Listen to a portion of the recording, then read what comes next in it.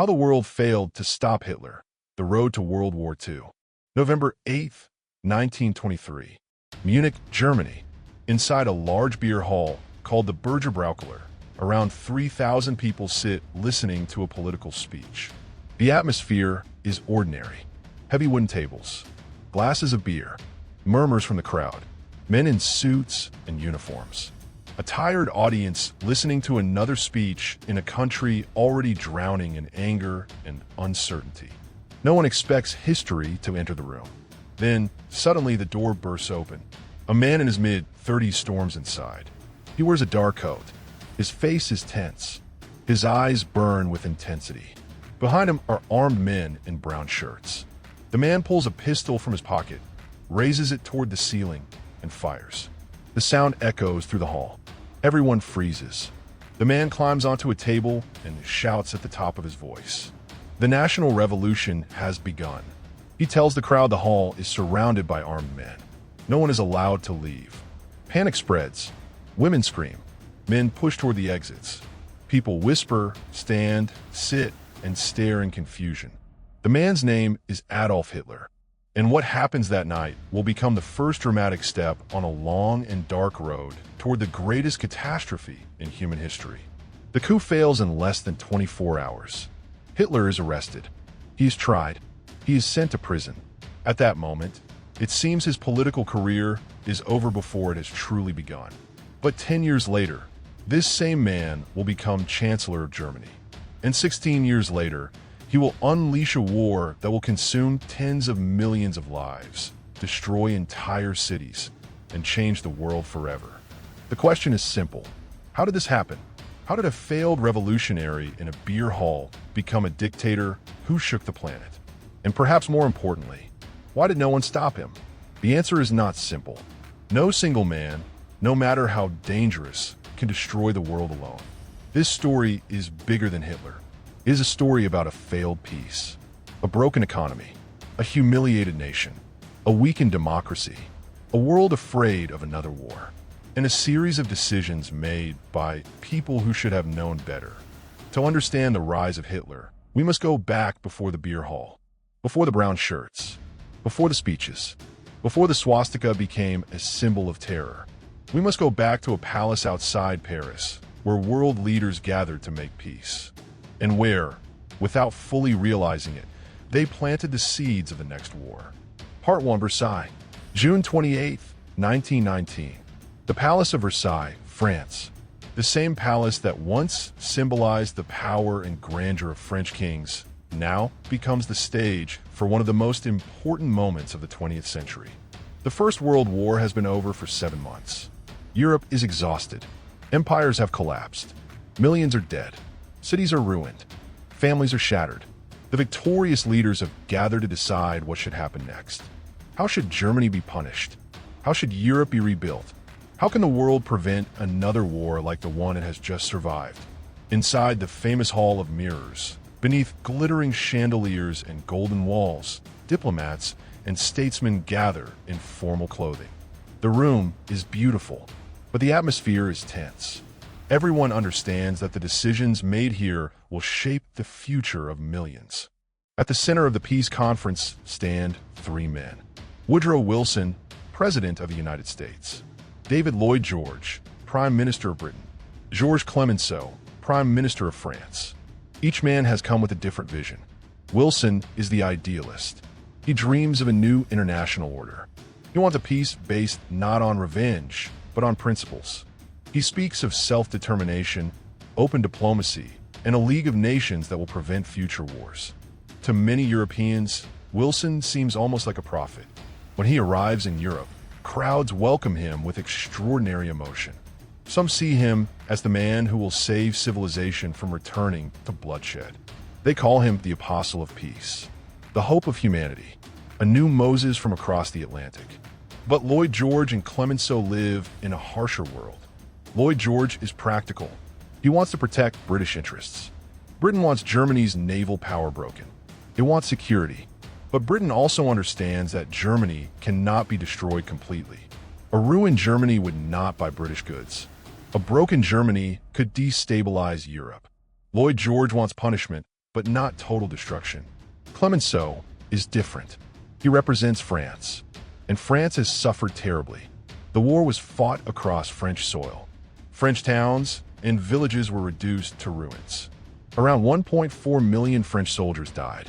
France shares a long border with Germany, and Clemenceau fears that one day, if Germany recovers, it will attack again. He is known as the Tiger. Hard, suspicious, determined. For him, the peace conference is not about idealism. It is about French security. Germany must be disarmed. Germany must pay. Germany must be weakened so that France can survive.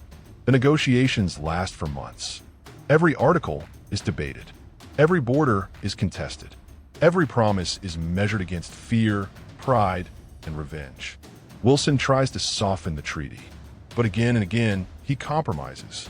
He wants the League of Nations above all else. To get it, he accepts harsher terms than he first desired. Finally, the Treaty of Versailles is created, a massive document with 440 articles. To the Allies, it is the price of peace. To many Germans, it will feel like a sentence of humiliation. The most famous article is Article 231. The War-Guilt Clause. Alsace-Lorraine is returned to France. Territories in the east are given to the newly independent Poland. This creates the Polish corridor, separating East Prussia from the rest of Germany. Millions of ethnic Germans now find themselves living outside German borders, especially in Poland and Czechoslovakia. This becomes a future grievance, a wound that German nationalists will later exploit. Then comes disarmament. Germany's army, once one of the strongest in the world, is reduced to only 100,000 men. Germany is forbidden to have tanks, military aircraft, submarines. Its navy is reduced to a shadow of its former strength. The purpose is simple. Germany must never again be able to launch a war of aggression. But to German officers and nationalists, this feels like an unforgivable insult. The Rhineland, the region between Germany and France, is demilitarized. Germany cannot station troops there. For France, this is a protective barrier. For Germans, it feels like part of their own country has been placed under foreign restriction. And finally, there are reparations. Germany must pay enormous sums to the victors. Britain and France are deep in debt after the war. Their people demand that Germany pay the price. France, whose land was devastated, believes it has a right to compensation. The final figure is enormous. And although the actual payment system is more complicated than most people understand, the public message is clear. Germany must pay. To many Germans, Versailles becomes more than a treaty. It becomes a symbol of national humiliation, a symbol of betrayal, a symbol of weakness. Historically, the treaty is not as harsh as later propaganda will claim. Germany itself had recently imposed even harsher terms on defeated Russia. But perception matters. And in politics, perception can be more dangerous than reality. Many Germans had expected a Wilsonian peace, a fair peace, a peace based on the 14 points. Instead, they received Versailles. The disappointment becomes rage. Wilson, once seen by some Germans as a possible savior, becomes a hypocrite in their eyes. The peace conference was meant to end the age of war. Instead, it leaves behind anger, resentment, and unfinished questions. At the same time, Wilson does achieve one dream. The League of Nations is created. For the first time, an international organization is built with the stated purpose of preventing war. Its members are supposed to protect each other against aggression. They are supposed to debate conflicts before armies march. They are supposed to make collective security real. Wilson believes this is the great guarantee of peace. But there is a fatal weakness. The United States never joins. Back home, the American Senate refuses to ratify the Treaty of Versailles. Many senators fear that the League will drag America into foreign wars. Others dislike Wilson personally. The country is tired of Europe. America begins turning inward. The League of Nations is born without the country that imagined it. It is weakened from the beginning. A peace is made in Paris, but it is a fragile peace. A peace many people dislike. A peace that satisfies almost no one completely. And in the years that follow, Europe enters a new age of instability. Part 2. The Age of Extremes. After the First World War, the political center begins to weaken. Moderate parties still exist. Liberals, conservatives, social democrats, Christian democrats. But the confidence that once held them together has been damaged. The war has shaken faith in old institutions. The peace has disappointed millions. Inflation, unemployment, national humiliation, and social unrest spread through Europe. When life becomes unbearable, people begin looking for alternatives. And in the years after 1918, two extreme alternatives rise with terrifying force. On the far left, communism. On the far right, fascism. The first great shock comes from Russia. During the First World War, Russia collapses under the weight of military defeat, hunger, and political failure. In 1917, the old Tsarist regime falls. For a brief moment, Russia seems to move toward liberal democracy. Then, within months, the Bolsheviks seize power. Led by Vladimir Lenin, they promise a workers' revolution. They believe they are not only changing Russia, they believe they are beginning a world revolution. To Lenin, the Soviet state is the first step in a global movement. Communism, he believes, will spread across Europe. To workers, soldiers, and radicals in other countries, the Russian Revolution is electrifying.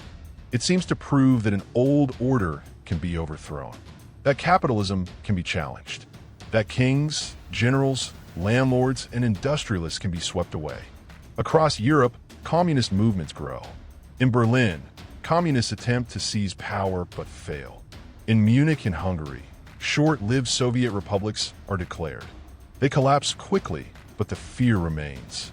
In Poland, Bolshevik forces try to push westward, hoping to carry revolution into Europe. They're stopped outside Warsaw. By 1920, the immediate wave of revolution has faded, but the fear of communism has not. For conservatives, nationalists, church leaders, officers, businessmen, and many middle-class citizens, communism becomes the nightmare, a force that threatens property, religion, tradition, national identity, family, order.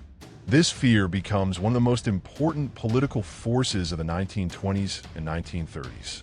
And nowhere does it help create a new movement more clearly than in Italy. Italy is one of the victorious powers of the First World War. But victory feels hollow.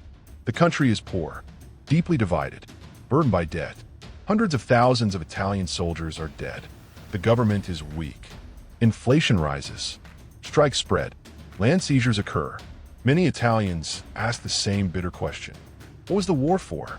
Italy had entered the war after being promised territory. At the Paris Peace Conference, Italian leaders expect those promises to be honored, but they do not receive everything they want. One issue becomes especially emotional: the port city of Fiume. Italian nationalists believe it should belong to Italy. When the peace conference refuses, outrage spreads. A group of nationalists, adventurers, and radicals march into Fiume and seize it themselves. The Italian government takes months to remove them. To many Italians, this proves the government is weak. At the same time, socialism and communism are growing. The Italian Socialist Party becomes powerful. Workers occupy factories. Peasants seize land. The slogan spreads, "Let us do as in Russia." For many conservatives and middle-class Italians, this is terrifying. Then a new movement steps forward: the fascists. Their leader is Benito Mussolini. Earlier in life, Mussolini had been a socialist and anti-nationalist, but the First World War changes him. He begins to worship nationalism, violence, discipline, and the idea of national rebirth. He sees the fear of communism as an opportunity. His followers wear black shirts. They attack socialist offices, destroy union buildings, burn left-wing newspapers, beat opponents, humiliate communists and socialists. Police and army officers often look away. Many dislike the left more than they fear the fascists. The fascists present themselves as the defenders of order, the only force strong enough to stop Bolshevism. Their ideology is not deeply philosophical at first. It is action, violence, nationalism, a belief that the nation is everything. Mussolini later writes that fascism can be aristocratic or democratic, revolutionary or reactionary, peaceful or violent. Only one thing matters: the nation. Whatever serves the nation is justified. In 1922, Mussolini and his followers organized the March on Rome. The king could declare martial law. He could order the army to stop them. Instead, fearing bloodshed and chaos, he invites Mussolini to form a government. Mussolini becomes prime minister, the youngest in Italian history. But he does not stop there. Through intimidation, violence, manipulation, and political pressure, he crushes opposition. After the murder of socialist politician Giacomo Matteotti, Mussolini accepts responsibility for the violence and dares his enemies to act. They do not. He consolidates power. Italy becomes a dictatorship. Fascism has shown something dangerous to Europe. A radical nationalist movement can use violence, fear of communism, and the weakness of democracy to seize control. And in Germany, one man is watching closely. Adolf Hitler. Part 3. Germany's Wound. Adolf Hitler serves in the German army during the First World War. He is not a famous officer. He is not a great commander. He is a soldier, a message runner, a man who finds in war a sense of purpose he had never found before. Near the end of the war, he is temporarily blinded in a gas attack. While recovering, he hears the news that Germany has surrendered. For Hitler, it is devastating. Germany had not been invaded. German soldiers still stood on foreign soil when the armistice came. Many people struggle to understand how the war could be lost. Into this confusion grows a dangerous myth: the stab in the back. The claim that Germany was not defeated on the battlefield, that its brave soldiers were betrayed by politicians, socialists, Jews, and civilians at home. The myth is false. Germany's military situation in 1918 was desperate, but the myth is emotionally powerful. It allows people to avoid the pain of defeat. It tells them they did not lose. They were betrayed. The politicians who signed the armistice become known to nationalists as the November criminals. The politicians associated with Versailles become symbols of shame. The new Weimar Republic is born under this shadow. Democracy in Germany begins life carrying the blame for defeat. Hitler absorbs this hatred. He later claims that, while lying in a hospital bed, he vowed to fight the men who had betrayed Germany. Whether the story is exact or not, it reveals how he wanted people to understand his life. As a mission, a calling, a revenge. After the war, Hitler remains in Munich. Germany is in chaos. Political violence fills the streets. The far left and far right fight for influence. Former soldiers feel lost. Workers struggle. The middle class fears revolution. Nationalists dream of revenge. Hitler joins a small political group called the German Workers' Party. It is tiny, almost irrelevant, but Hitler sees its potential. Its ideas are a strange mixture of nationalism, anti-Marxism, anti-Semitism, and social resentment. Soon, Hitler discovers his greatest talent: speaking. He can hold a crowd. He can begin calmly, then build slowly, voice rising, body moving, emotion intensifying. He gives people enemies. Versailles, the November criminals, Marxists, Democrats, Jews, foreign powers, and he gives them hope. Germany can rise again. Germany can become strong again. Germany can crush its enemies and regain greatness. The party is renamed the National Socialist German Workers' Party, the Nazi Party. It uses socialist language at times, but its central drive is radical nationalism, racial ideology, hatred of Marxism, and the pursuit of power. Inside the party, some members lean more toward anti-capitalist ideas. Others lean more toward the nationalist right. Hitler's answer is simple: do not overthink doctrine. Power comes first. The program matters less than the movement. The movement matters less than victory. Germany in the early 1920s is unstable. The government is weak. Political violence is common. The economy is under pressure from war debts and reparations. Then comes disaster, hyperinflation. When Germany struggles to pay reparations, France occupies the Ruhr, Germany's industrial heartland. The German government encourages passive resistance and prints money to support the economy. The result is catastrophic. The value of the mark collapses. Prices rise at unimaginable speed. Savings disappear. Middle-class families are ruined. Money becomes almost worthless. A person can be paid in the morning and find that the wage is useless by evening. This is the atmosphere in which Hitler makes his first great move. November 8, 1923. The Beer Hall Putsch. Inspired by Mussolini's March on Rome, Hitler tries to seize power in Bavaria and begin a march on Berlin. He storms the beer hall, declares a national revolution, takes officials hostage, but the coup collapses. The next day, Hitler and his supporters march through Munich. Police open fire. 16 Nazis are killed. Hitler is arrested. It seems like the end. Instead, the trial becomes his stage. Hitler turns the courtroom into a platform. He presents himself not as a criminal, but as a patriot.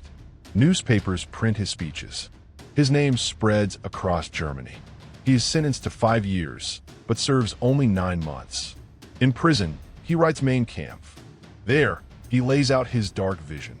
Germany must reject Versailles, destroy Marxism, remove Jews from national life, rebuild military power, and expand eastward for living space. When Hitler leaves prison, he has learned an important lesson. Power will not be taken through a reckless coup. It will be won through elections, through propaganda, through organization, through democracy itself. And once inside democracy, he will destroy it. Part 4. The crisis that opened the door. For several years, Hitler's plan seems to stall. Germany stabilizes. The economy improves. Foreign loans help recovery. Extremist parties lose some support. The Weimar Republic, fragile but alive, seems to survive. But beneath the surface, resentment remains. Many Germans still hate Versailles. Many distrust democracy. Many fear communism. Many want a strong leader. Then, in 1929, the American stock market crashes. The Great Depression spreads across the world. Germany is hit with brutal force. Its recovery had depended heavily on American loans. When those loans vanish, the economy collapses. Businesses fail. Banks close. Factories shut down. Unemployment rises into the millions. Hunger returns. Despair returns. Democracy looks helpless. And Hitler moves quickly. He travels constantly. He speaks everywhere. He tells workers they will have jobs. He tells farmers they will be protected. He tells businessmen he will crush communism. He tells nationalists he will destroy Versailles. He tells the young they will have purpose. He tells the angry they will have enemies. He offers not policy, but certainty. Not complexity, but blame. Not patience, but action. His speeches become events. Crowds gather by the thousands. Some cry. Some shout. Some feel they are witnessing destiny. One observer says Hitler plays the crowd like a violin. The Nazi vote explodes. In 1928, the Nazis receive around 800,000 votes. By 1930, more than 6 million. By 1932, they're the largest party in the Reichstag. But Germany's parliament is paralyzed. Moderate parties cannot cooperate. Communists and Nazis turn politics into chaos. Conservative elites think they can use Hitler. They believe they can appoint him chancellor, surround him with experienced men, and control him. It is one of the greatest miscalculations in modern history. On January 30th, 1933, President Paul von Hindenburg appoints Adolf Hitler Chancellor of Germany. That night, Nazi torchlight processions move through Berlin. Supporters celebrate. But Germany is not entering a new normal government. It is entering a dictatorship. Hitler moves with speed. In February 1933, the Reichstag burns. Hitler blames the communists. Emergency powers are declared. Civil liberties are suspended. Political opponents are arrested. Newspapers are silenced. Meetings are banned. The Nazis use fear to crush democracy. Within months, Germany changes completely. Communists are imprisoned. Social Democrats are suppressed. Trade unions are destroyed. Other parties are banned or forced to dissolve. The Enabling Act gives Hitler power to rule without parliament. Then, on June 30th, 1934, comes the Night of the Long Knives. Hitler orders the murder of rivals inside and outside his own movement. The SA leadership is purged. Old enemies are killed. The army is reassured. The message is clear. No one is safe. When Hindenburg dies, Hitler merges the offices of president and chancellor. He becomes Führer, the leader. The Nazi party becomes the state, and the state becomes Hitler. Now the dictator is ready to test the world. Part 5. The world looks away. Hitler is not the only aggressive leader of the 1930s. In Italy, Mussolini dreams of empire. In October 1935, Italy invades Ethiopia. The invasion is brutal. Italian forces use aircraft, artillery, and chemical weapons. Ethiopia appeals to the League of Nations. The League condemns Italy. It imposes weak sanctions, but it does not stop Mussolini. The lesson is clear. An aggressor can violate international rules and still succeed. In Asia, Japan is already moving.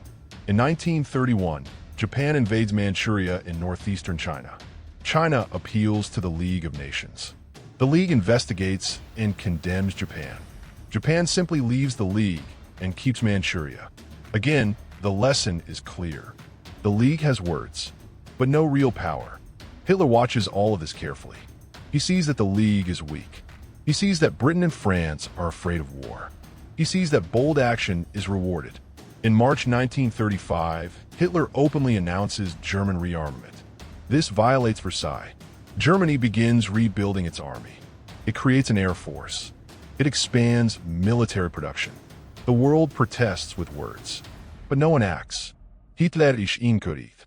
In March 1936, he sends German troops into the Rhineland. This is a major gamble. The German army is still weak. If France responds militarily, Hitler's troops have orders to retreat. But France does nothing. Britain refuses to intervene. Hitler wins without firing a shot. The success transforms his standing at home. He becomes the man who restored German pride. Then comes Austria. In March 1938, Hitler pressures Austria into union with Germany. German troops cross the border. Many Austrians welcome them with cheers. The Anschluss is complete. Again, Britain and France do not stop him. Then comes Czechoslovakia. Hitler demands the Sudetenland, a region with many ethnic Germans. He claims he only wants to protect Germans. He threatens war. Britain and France, desperate to avoid another conflict, meet him at Munich. In September 1938, they agree to give him the Sudetenland. Czechoslovakia is sacrificed. British Prime Minister Neville Chamberlain returns to London waving the signed agreement. He declares peace for our time. Crowds cheer, but Hitler privately treats the agreement with contempt. To him, it is only a piece of paper. In March 1939, he takes the rest of Czechoslovakia. Now the truth is undeniable. Hitler is not merely reversing Versailles. He is conquering. He is taking non-German territory. He is breaking promises he signed voluntarily. Britain and France finally realize the danger. They guarantee Poland's independence. But they are late. Poland is next. Hitler publicly says he wants Danzig and a corridor through Polish territory. Privately, he tells his generals the issue is not Danzig. It is living space in the east. He believes Britain and France will not fight. He calls them weak. But one obstacle remains: the Soviet Union. Then, in August 1939, the world is stunned. Hitler and Stalin sign a non-aggression pact. Nazi Germany and the Soviet Union, sworn ideological enemies, make a deal. In secret, they divide Eastern Europe into spheres of influence. Poland will be partitioned. The road to war is open. On September 1st, 1939, German tanks cross the Polish border. The Blitzkrieg begins. Poland fights bravely, but it is outmatched. Germany claims Poland attacked first. It is a lie. This time, Britain and France do not step back. They send an ultimatum: withdraw or face war. Hitler ignores it. On September 3rd, Neville Chamberlain speaks to the British people. His voice is heavy. He announces that Britain is at war with Germany. The Second World War has begun. Conclusion: the road that could have been stopped. The war will last 6 years. It will spread across every inhabited continent. Tens of millions will die. Cities will be erased. Empires will fall. The Holocaust will murder 6 million Jews and millions of other victims. Atomic bombs will be used at Hiroshima and Nagasaki. The world will never be the same. And yet, this catastrophe did not begin in a single moment. It began through a chain of choices. A peace treaty harsh enough to anger Germany, but not strong enough to prevent revenge. An economy broken by crisis. A democracy too weak to defend itself. A dictator who exploited humiliation and fear. A world too afraid of confrontation. A League of Nations without power. A United States that withdrew. Britain and France haunted by the memory of the last war. And Hitler, watching each failure, becoming bolder every time no one stopped him. The Second World War was not inevitable. There were moments when history could have changed. If Versailles had been more balanced. If the League had been stronger. If America had joined it. If Britain and France had confronted Hitler in the Rhineland when he was still weak. If the world had taken his words seriously from the beginning.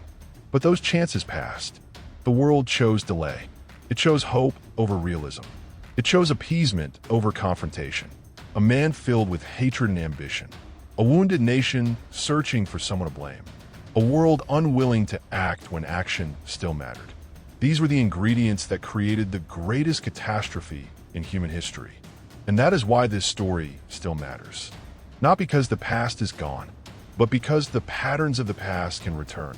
Fear, humiliation, propaganda, conspiracy, the promise of national rebirth, the search for enemies, the demand for total loyalty, the belief that one man alone can save a nation. History does not repeat itself exactly, but warns us. And the question it leaves behind is simple. Do we learn from history? Or are we destined to watch its darkest lessons return in another form?